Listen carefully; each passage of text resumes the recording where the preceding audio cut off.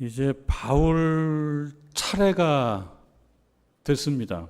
무슨 이야기하냐 하면 우리 지난주 말씀에서 유대인들이 선임한 변호사, 이 변호사는 뭐 피고를 변호하는 건데 우리 말씀에서는 변호사가 말하자면 고소하는 역할을 지금 하고 있다는 점에 있어서 오늘날과 좀 다르긴 합니다. 유대인들이 그러니까 아주 경력이 있고 능력이 있는 변호사를 선임을 당연히 했겠죠. 오늘날로 얘기하면은 아주 고위직 법관을 역임한 분으로 이렇게 변호사 하시는 분을 영입하고 선임했다라고 이렇게 이야기해 볼 수 있겠습니다. 더둘로라고 하는 사람이었는데 매우 정치적인 어떤 감각에 능하고 그리고 처세에 밝고 또 이 아첨이라고 하는 것이 정치공학과 처세 안에 또 포함될 수 있다라고 본다 그러면은 그것도 또 실력이었습니다. 아첨도 잘하고 그러면서 이제 말하자면 프레임도 잘 씌우고 이렇게 되는 한 변호사를 선임해서 고발을 했습니다. 바울을. 그러니까 이 바울이 나사렛 이단, 나사렛 땅을 주도해서 이 사회에 소동을 일으키고 분란을 일으키는 자이기 때문에 벌을 줘야 된다라고 하는 그런 이제 고발을 한 것입니다. 이 얘기를 다 하고 난 후에 10절 말씀에 총독이 벨릭스 총독이 이제 바울에게 당신도 당신에 대해서 변론해라. 오늘 말씀에 의하면 머리로 표시했대요. 머리로. 이제 글씨로 나와 있으니까 머리로 어떻게 하라고 했는 건 모르지만 하여튼 머리로 그냥 말 안 하고 하라고 이렇게 하지 않았을까 그런 생각이 들어요. 머리로 표시해서 10절에 말하라. 그게 뭡니까? 변론해라. 당신에 대한 이런 고소고발이 있는데 이거에 대해서 당신 입장을 밝혀봐라. 자기를 충분히 한번 변론해봐라 기회를 준 것입니다. 바울은 벨릭스에게 예의를 갖추기는 합니다만 더둘로에 비하면 지나친 과장도 없고 아첨도 없어요. 10절 말씀에 보면 이렇게 시작을 합니다. 당신이 여러 해 전부터 이 민족의 재판장 된 것을 내가 알고 내 사건에 대해 기꺼이 변명하겠습니다. 그냥 딱 필요한 말만 한 것입니다. 뭐 정치공학적으로, 정치공학이라고 하는 말은 좀 부정적인 의미를 담고 있는 오늘날 표현인데 정치공학적으로 혹은 아부나 아첨을 포함하지 않고 담담하게 자기 입장을 조목조목 방박을 합니다. 나는 예루살렘에 올라온 지 이제 12일밖에 되지 않았습니다. 이 짧은 시간에 뭐가 있었겠습니까?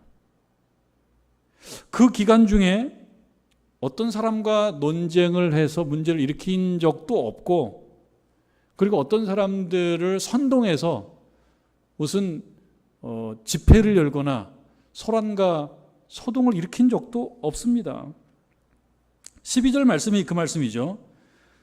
그들은 유대인들이죠. 그들은 내가 성전에서 누구와 변론하는 것 이거 사실 보지 않았고요. 그리고 회당 또는 시중에서 무리를 소동하게 하는 것을 보지도 못했습니다.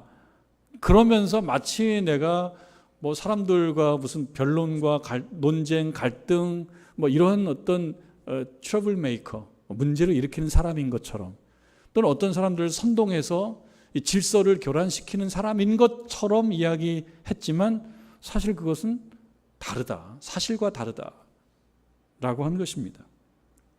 그리고 증거도 사실 없습니다. 그러니 그 자들을 불러서 분명한 증거를 내라고 하면 아마 할 말이 없을 것입니다. 이렇게 얘기합니다. 그러면서 14절 말씀, 사실 13절까지 보면은 그 변론의 핵심은 끝났어요. 사실을 확인해 보면 오늘날로 얘기해서 팩트 체크를 해보면은 대번에 알 수 있습니다. 그렇지만 여기서 끝나지 않고 14절에 그러나 그러면서 이것을 당신께 고백하겠습니다. 사도 바울은 유대인들과 싸워서 그들을 누르고 법정에서 이겨서 그들에게 곤란함을 주고 하는 사실 그런 목적이 있는 건 아니었습니다. 만약에 그렇다 그러면 그가 예루살렘으로 굳이 올라왔겠습니까? 예루살렘에 올라가게 되면 어떤 일이 벌어질지 성령께서 말씀하신 것을 듣고 이미 알고 있어요. 내가 아주 곤란에 처할 수 있다는 것을 알고 있음에도 불구하고 그것이 하나님의 뜻이기 때문에 증언하고 말해야 되는 사명이 있기 때문에 온 것이거든요. 그러니까 법원에 싸워서 유대인들을 눌러서 꼼짝 못하게 만드는 것이 목표는 아닙니다. 중요한 것을 얘기하는 거예요. 중요한 것을. 그것을 이 법정에서도 슬쩍 얘기를 꺼내기 시작합니다. 14절부터 나오는 말씀인데 내가 이것을 당신께 고백합니다. 나는 그들이 이단이라 하는 도를 따라서 이단이라고 하는 도를 따라서 그러니까 유대인들이 제기한 이런 혐의 중에 어떤 부분은 인정하는 거예요. 여러분 오늘날도요. 어떤 좀 문제가 되는 이야기에 사실적 요소가 없기 때문에 안 해요. 사실적 요소를 넣습니다. 근데 진실은 아닌 말로 사실적 요소를 가지고 이렇게 편집하고 저렇게 편집하고 이것을 뭐라고 그래요? 조작이라고 합니다. 그러니까 조작 속에는 사실적 요소가 하나도 없을 수도 있지만 사실적 요소가 하나도 없이 조작할 수는 없잖아요. 어떤 사실은 좀 갖다가 이렇게 저렇게 편집을 해요. 그리고 조작을 하는 거예요. 그 조작이라고 하는 것은 허위죠. 허위. 사실은 진실이 아닌 이야기를 가지고 어떤 사람을 위기에 빠뜨리는 그런 일들이 오늘날에도 정치적 현장 속에서는 있는 거죠. 정치적 목적을 달성하기 위해서 이렇게도 하고 저렇게도 하는 것입니다. 아쉽지만. 근데 이 유대인들도 그렇게 했단 말이죠. 더둘러를 통해서. 24장 5절에 보면 더둘루의 고소고발 연설에 보면 있는 거예요. 우리가 보니까 이 사람은 전염병 같은 자라 아주 문제가 많은 사람이라 그러면서 천하에 흩어진 유대인을 다 소요하게 한다. 천하에 흩어진 유대인들을 다 소요하게 한다. 이 사람은 나사렛 이단의 우두머리라. 그러니까 천하의 유대인들을 다 소요하게 해서 로마 당국에도 아주 좀 불편하고 또 곤혹스럽고 좀 문제가 되는 존재인데 이 사실을 얘기하면서 나사렛 이단의 우두머리다. 나사렛 이단이라고 하는 것을요. 나사렛 이단은 뭐예요? 예수님을 따르는 예수의 도를 따르는 사람들 아닙니까? 그러니까 예수의 도를 따르는 사람들은 종교적 조직이죠. 종교 구성원들, 종교 집단이에요. 그런데 나사렛 이단의 우두머리다. 나사렛 이단이라고 하는 말과 함께 뭐를 결합시키냐면 천하에 흩어져 있는 유대인들을 다 소요하게 하고 선동하고, 이 소요 선동은 뭡니까? 정치적으로 위험한 행동이잖아요. 그 정치적으로 위험한 행동을 하는 것과 뭘 연관시키고 있습니까? 나사렛 이단 이거 연관시키고 있죠. 그러니까 나사렛 이단은 그냥 어떤 종교 행사를 하고 종교적인 어떤 일을 하는 그런 것이 아니고 정치적으로 해석될 수 있도록 이렇게 조작을 한 거예요.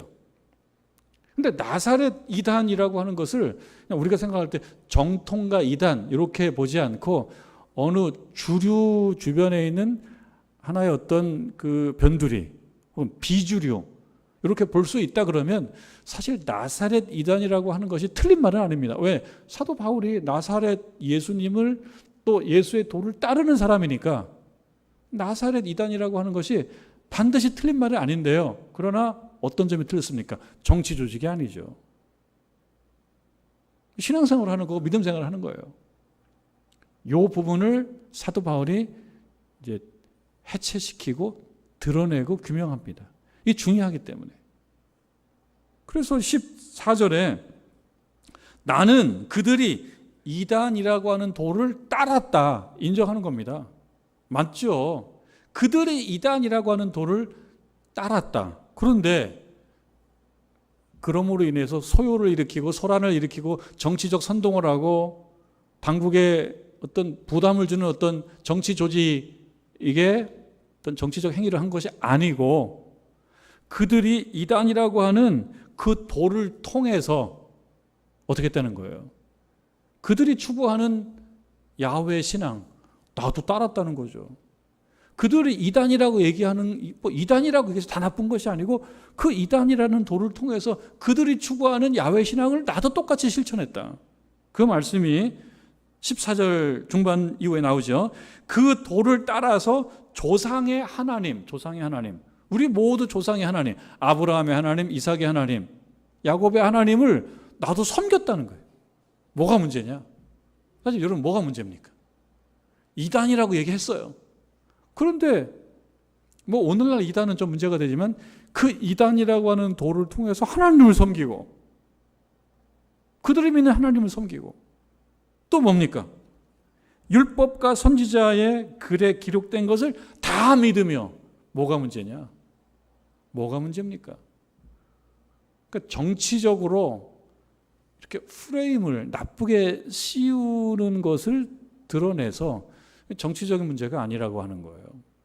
여러분, 오늘날도 우리가 속해 있는 교단은 대한예수교 장로회 통합이라고 하는 교단입니다. 대한예수교 장로회 통합은 아주 상당히 큰 교단이에요. 거대 교단입니다. 대한예수교 장로회가 있고 그러니까 기독교 장로회가 있어요. 우리는 그래서 예장이라고 하고 기독교 장로회는 기장이라고 해요. 그리고 대한예수교 장로회 이 안에 있는 이 통합측 말고 이 합동측도 굉장히 큰 교단인데, 그 합동은 또 그 안에 브랜치가 굉장히 많아요. 이게 뭐랍니까? 조직이 어떤 그 소속된 교단이 굉장히 많습니다. 수백 개입니다. 수백 개. 통합은 하나인데 합동측은 수백 개로 갈라져 있어요. 뭐 어떻게 갈등의 산물이라고도 볼 수 있습니다만, 그러나 그거와 별도로 아주 작은 군수 교단이라고 해서 문제될 게 뭐가 있습니까? 똑같은 걸 믿는다면. 정치 조직으로서는 작은 조직이 있을 수 있어요. 정치 조직으로서. 그러나 그 조직 안에서 똑같이 하나님을 섬기고, 똑같이 말씀을 또 믿고, 말씀에서 증거하는 걸 믿고, 또 전도하고, 뭐가 문제가 됐습니까? 작은 조직에 있으면 문제가 되나요? 이 부분을 얘기하는 거예요. 나사렛 이단 좋다 이거죠. 나사렛 이단이다. 그런데 그 나사렛 이단이 뭐가 어쨌다고? 그게 작은 비주류일 수는 있지만 똑같은 하나님을 섬기고, 하나님 말씀을 똑같이 믿고, 선지자와 율법에 말하는 바를 똑같이 믿고 공부하는, 뭐가 문제냐? 그 얘기를 하고 있습니다. 그러면서 14절에 다 믿고 15절에 그들이 기다리는 바, 그들은 누굽니까? 주류들이에요. 주류들. 유대인들이 기다리는 바 하나님께 향한 소망을 나도 가졌다. 하나님을 향한 소망, 하나님께 향한 소망을 나도 가졌으니 이건 뭐냐면은, 그 소망은 뭐냐면 의인과 악인의 부활이 있으리라라고 하는 그 사실, 이 소망 그들도 갖고 있고 나도 갖고 있다. 물론 유대인들 중에서는요, 바리새인과 사두개인이 이 문제를 갖고 좀 갈등이 있어요. 사두개인들은 부활이 없다라고 얘기하고 바리새인들은 부활이 있다라고 얘기합니다. 바리새인들이 유대인의 정신적 지주거든요. 유대인들의 정체성을 지켜주고 이끌어가는 정신적 지주가 바리새인들입니다. 근데 그 바리새인들이 믿는 그 부활, 나도 믿고 있다. 그러면서 요한에 그것은 의인과 악인의 부활이다. 의인의 부활만이 아니고 악인의 부활도 있다는 거예요. 그럼 여러분, 의인도 부활하고 악인도 부활하고 똑같나요? 부활이라는 면에서는 똑같지만 이 부활이라고 하는 말을 통해서 이야기하는 것은요, 단순히 부활이 아니에요. 심판이란 뜻이에요. 심판. 의인도 부활하고 악인도 부활하고, 그러니까 악인도 끝나는 게 아니고 의인도 끝나는 게 아니에요. 만약에 끝난다면, 부활이 없다 그러면 막 살고 재밌게 사는 것이 최고의 가치죠. 그러나 심판이 있기 때문에,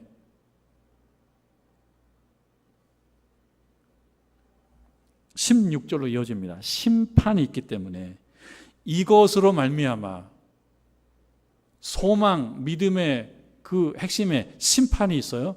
이것으로 말미암아 나도 하나님과 사람에게 대하여 어떻게 했다는 거예요? 항상 양심의 거리낌 없기를 힘써 왔습니다. 내가 사람에 대해, 하나님에 대해서 뿐만 아니라는 거예요. 여러분 그 점이 중요하죠.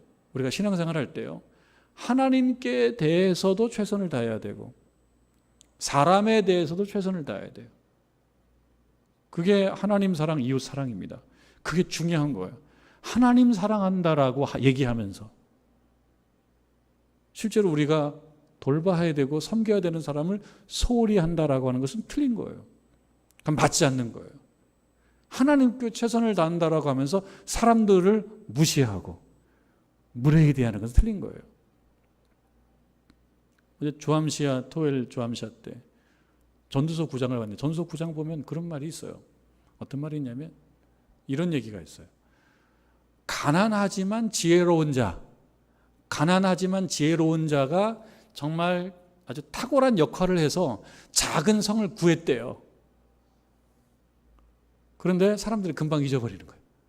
왜 잊어버리냐면 큰 역할을 한 것을 그 사실을 잊어버리는 게 아니고 가난하기 때문에.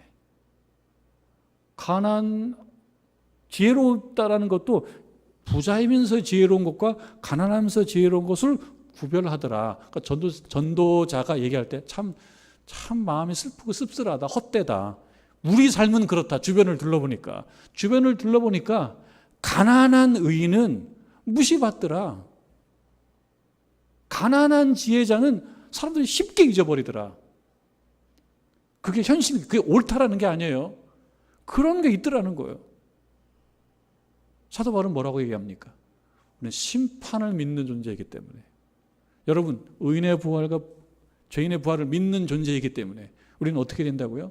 하나님께 최선을 다하고 항상 힘써야 됨과 동시에 사람에 대해서도 최선을 다하고 힘써야 된다. 근데 그 사람은 우리가 차별하는 사람이 아니에요. 모든 사람에게. 마땅히 해야 될 어떤 사람들을 향하여 최선을 다하고 힘쓰는 거예요. 나는 그렇게 해왔다는 거예요. 비록 주변이 안 그렇다고 해도 나는 그렇게 힘써왔다는 거예요. 16절에 이렇게 말씀하죠. 항상 양심의 거리낌이 없어야 된다. 여러분, 양심에 거리낌이 없어야 되는데요. 이 양심이 또 문제가 될 수가 있습니다. 양심이라고 하는 것은 신념이라고 하는 형태로 표출되거든요. 신념이라는 형태로 표출되면 다 옳은 것이냐? 그렇지 않아요. 은혜 받은 양심이어야 돼요.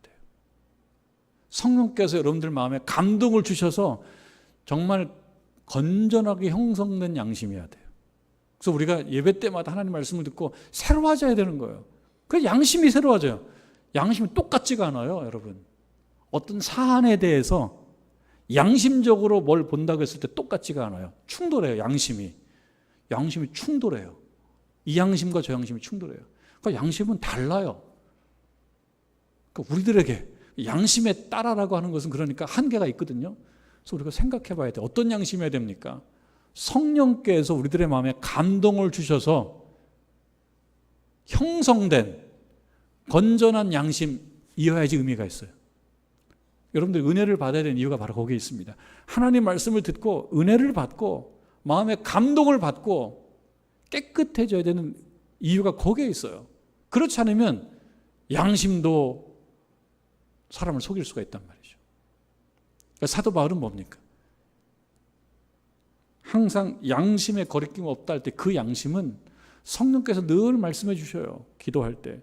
그 하나님의 말씀에 의해서 내 자아가 굴복된 그 양심의 기초에서 그 양심에 거리낌이 없이 하나님도 섬기고 사람도 섬기는 거예요. 근데 여러분 중요한 게 뭐냐면 양심에 거리낌이 없기를 힘쓴다고 얘기했지 항상 양심에 거리낌이 없다는 건 아닙니다. 여러분 신자들도 때때로 양심이 아플 때가 있어요. 건전한 양심이 잘 작동하면 양심이 아플 때가 있습니다. 양심이 아프고 양심에 괴로움이 있을 때 그게 다 잘못된 것이냐? 작동하기 때문에 괴로운 거예요. 작동하지 않으면 괴롭지도 않습니다. 그래서 성령께서 내주하심으로 인하여 건전한 거룩한 양심이 형성되었을 때 그 양심에 비춰볼 때 내가 너무 부족한 거예요. 그 다음에 어떻게 해야 됩니까? 또 힘쓰는 거죠. 여기서 힘쓴다라고 하는 것은 완전한 상태에 도달했다는 뜻이 아닙니다. 그렇죠. 우리가 살면서 완전한 상태에 도달했다는 것이 아닙니다. 완전한 상태에 도달하지 않았을 때 그것 때문에 마음이 아픈 것을 얘기한 거죠. 완전하다는 것이 아닙니다. 그러니까 사도 바울이 얘기하는 거고요. 나 부족할 것도 있지만 그러나 항상 노력해왔다. 부족한 것이 있어도 항상 노력해왔다. 부활 신앙과 소망에 기초하여. 이 부분을 사도 바울은 말해주고 싶습니다. 내가 싸워서 법정 다툼에서 이기고 그냥 콱 눌러서 그게 목적이 아니고요. 이 사실을 얘기해 주는 거예요. 유대인들로 하여금 깨닫게 되기를 바라는 것입니다. 깨닫게 되기를 바라는 거예요. 여러분, 양심에 기초를 해서 문제가 생기면 거기에 따라서 체념하거나 포기하지 않고, 그리고 양심이 말하는 바에 다시 그 궤도에 올라서기 위해서 우리가 노력을 해야 됩니다. 그래야지 나갈 수가 있습니다. 코미디언 이용식이라고 하는 분, 재미있는 분이죠. 근데 재미있는 분이면서 또 아픈 사연이 있으시더라고요. 그 어머님이 신앙생활을 잘 하셨나 봐요. 새벽 기도 다녀오셔서 계단에 앉아 계시다가 그대로 돌아가셨다 그래요. 그걸 생각할 때 굉장히 마음이 아파하더라고요. 굉장히 마음이 아파하면서 이런 얘기를 해요. 어머니 돌아가시기 5년 전으로 돌아갈 수 있다면 정말 후회 없이 한번 효도해보고 싶다고. 그런데 어떻게 됐어요? 세월이 지났죠. 우리가 생각할 것은 그것입니다. 후회 없이 뭘 할 수 있는 시기가 지나갈 수 있기 때문에 이때에 결심하고 이때에 최선을 다하는 것이 필요하다는 거예요. 그래서 이런 얘기를 해요. 최고의 코미디언으로 평가받는 것이 목표가 아니고 참 열심히 했다라고 하는 평가를 받고 싶다. 오랫동안 참 열심히 했다라고 하는 말을 듣고 싶다고. 그 말이 마음이 울림이 있더라고요. 우리들에게도 그 말입니다. 양심의 거리낌 없는 존재, 완벽한 존재가 아니라요, 양심이 거리낌 얻기 위해서 힘썼던, 양심의 거리낌이 없기 위해서 힘썼던 존재인 거가 중요한 겁니다. 그게 중요한 거예요. 대중음악에 지금은 거장 소리를 들을 만한 송창식이라고 하는 분, 여러분 잘 아십니다. 가수 송창식. 이분에게 한 방송에서 질문을 했어요. 살아오시면서 워낙 거장이니까 인정받고 있으니까 지금도 완벽해 보이니까요. 혹시 슬럼프나 고비 이런 거 없으셨나요? 고민하지 않고 대답합니다. 왜 없습니까? 당연히 있지. 슬럼프 있으셨어요? 그럼요. 슬럼프가 있었대요. 예고에 수석으로 입학했는데 예고에. 근데 가난해서 중퇴했어요. 예고 중퇴. 슬럼프죠. 음악 하고 싶어서 했는데 슬럼프예요. 성대 수술도 했대요. 성대 수술, 성대 결절. 슬럼프죠. 그런데 조금 길게 얘기하는 슬럼프는 본인이 군 생활할 때 경험했던 거예요. 군대에 들어갔을 때 슬럼프가 있었대요. 너무 속상해서 한 주 내내 눈이 퉁퉁 붓들어 울었던 때가 있었대요. 그것도 슬럼프죠. 왜 그랬느냐? 음악 꽤나 한다고 생각했대요. 음악 꽤나 한다고 생각했는데 TV를 통해서 흑인이 블루스를 부르는 것을 보면서 탁 머릿속에 그냥 탁 스쳐 지나가는 게 있었던 거예요. 나는 아무것도 아니구나. 아마추어 흑인 블루스 주자인데 순간 뭘 생각했냐면 저 음악에는 생명력이 있는데 내 음악에는 생명력이 없는 거예요. 거기서 크게 한 방 맞은 거예요. 나는 아무것도 아니구나. 난 제법 한다고 생각했는데 아무것도 아니구나. 그러면서 핵심을 뭘로 찾냐면요, 열심히 연습하고 배워온 것을 구현하는 실력은 내가 있지만 존재를 음악에 담지는 못했다. 이것이 느껴지는 거예요. 존재를 음악에 담지는 못했다 라고 하는 사실이에요. 그래서 이거 다 헛것이었구나. 나는 다 헛것을 했구나. 그런 깨달음이 오니까 속이 상하더래요. 속이 상하고 또 한편으로는 분하더래요. 그래서 한 주 내내 눈이 퉁퉁 붙들어 울었다라는 고백을 하면서 이렇게 얘기합니다. 내가 오랫동안 음악을 했는데 TV에 나오는 아마추어 흑인들 블루스 음악보다 못한 거예요.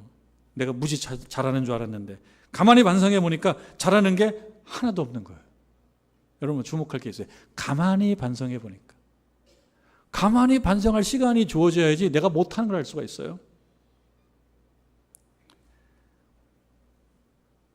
중요한 것이 뭐냐 하면 내가 가지고 있는 원래 본성을 음악에 집어넣지 못했어요.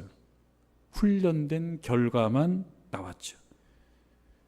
블루스를 하는 흑인들과 비교할 때 내게 모자라는 것이 그것이었습니다. 그러니까 속상했어요. 그때부터 그 전에 공부를 다 꽝으로 만들었대. 새로 시작했대요.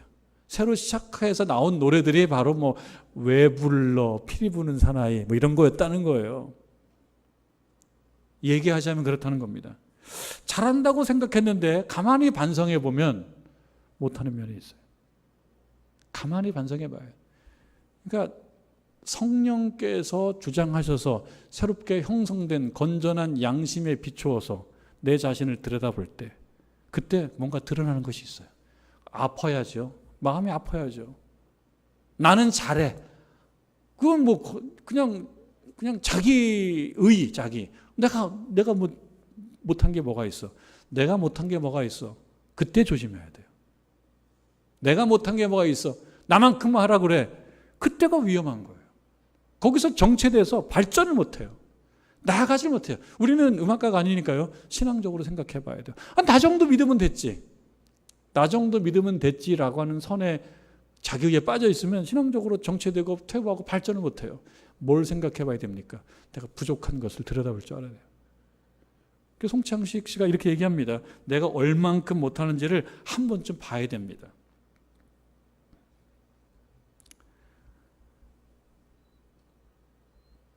못한다는 자각이 있고 난 후에 분해서 울 수 있습니다. 속상해서 울 수 있습니다. 근데 체념으로 가는 눈물은요, 별로 가치 있는 눈물이 아니에요. 체념으로 가고 포기로 가고 어떤 위로만 받으려고 하는 그런 눈물은 그렇게 좋은 가치 있는 눈물은 아닙니다. 눈물 흘리는 건 좋아요. 그 다음에 어떻게 해요? 타협이 아니고 체념이 아니고 앞으로 나아가는 눈물이어야 한다. 그게 힘쓰는 거예요. 그게 노력하고 힘쓰는 거예요. 찬송가 442장 저 장미꽃 위에 있을 어제 새벽에 불렀던 찬송인데요. 이 찬송은 오스틴 마일즈라고 하는 미국의 작곡자의 곡입니다. 이분은 원래 약학을 했대요. 약학을 공부했대요. 그런데 자기 전공을 포기했대요. 복음송을 만들기 시작했대요. 37년간이나 출판사에 편집하는 일에 봉사했대요. 그러면서 이런 얘기를 해요. 나는 복음송의 작가로 알려지는 것이 자랑스럽습니다. 왜냐하면 이유가 있죠. 왜냐하면 그 길이 우리 주님께 가장 잘 되어지는 것으로 보이기 때문입니다. 자기 눈으로 볼 때 이 길이 나에게는 이 길이 주님을 잘 섬기는 가장 잘 섬기는 길이다. 여러분 누구에게나 그 길이 있다는 거예요. 누구에게나 이것이 내가 하나님을 가장 잘 섬기는 길이다라고 하는 것이 어떤 사람에게는 복음성이고 어떤 사람에게는 이런 봉사고 어떤 사람에게는 저런 봉사예요. 그것이 있다는 거예요. 그걸 찾아야 됩니다. 이만큼이면 잘했지라는 거에 거기에 멈춰서 있지 않아야 됩니다. 그 길이 내가 바라는 것과 같이 반드시 효과적으로 섬기는지는 모르겠으나 모르죠. 우리가 어떻게 잘합니까? 이게 정말 최고냐? 이게 정말 최고냐? 그건 모르겠으나 제가 의미 있게 생각하는 부분은 바로 그 다음 고백인데요. 이런 거예요. 나는 기꺼이 주님께 봉사하려고 합니다. 라고 이야기해요. 그래서 기꺼이라고 하는 말, 이건 영어 단어로 힘줘서 표현을 합니다. willingly라는 말씀, willingly. 이건 뭐냐면요. 할 수 없어서 하는 게 아니에요. 자발적으로 하는 거예요. 자원해서 하는 거예요. 무엇을? 하나님을 기쁘게 하는 것을. 하나님을 기쁘게 하는 것, 그리고 사람을 기쁘게 하는 것, 어느 하나에 편중될 수 없는 것, 주께서 주신 거룩한 양심에 기초하여 늘 체크하고 점검하는 것, 그것도 기꺼이 willingly 하는 것, 그렇게 나는 살아왔다라고 하는 신자들을 향한 하나의 모범을 바울이 우리들에게 보여주는 것입니다. 법정 싸움에서 이기는 것이 목적이 아니에요. 당신들이 생각하는 소망, 당신들이 따르는 그 믿음, 나도 그것을 따르니 그거 갖고 문제 삼지 말아라. 자꾸 정치적으로 이것을 문제를 비화시켜서 정치적 목적만을 이루려고 하지 말아라. 실체를 보면 나도 하나님 열심히 믿고 그들도 하나님 열심히 믿고 있으니 중요한 것은 무엇이에요? 우리가 하나님을 기쁘게 하고 사람을 기쁘게 하는, 그것도 양심의 거리낌이 없게. 그 양심은 뭐예요? 늘 우리가 성령께서 우리들의 양심을 감동시켜 주셔서 건강하게 건전하게 형성된 그 양심에 기초하여 문제가 없는 그런 삶을 위해서 노력한다는 것입니다. 항상 힘쓰는 거예요.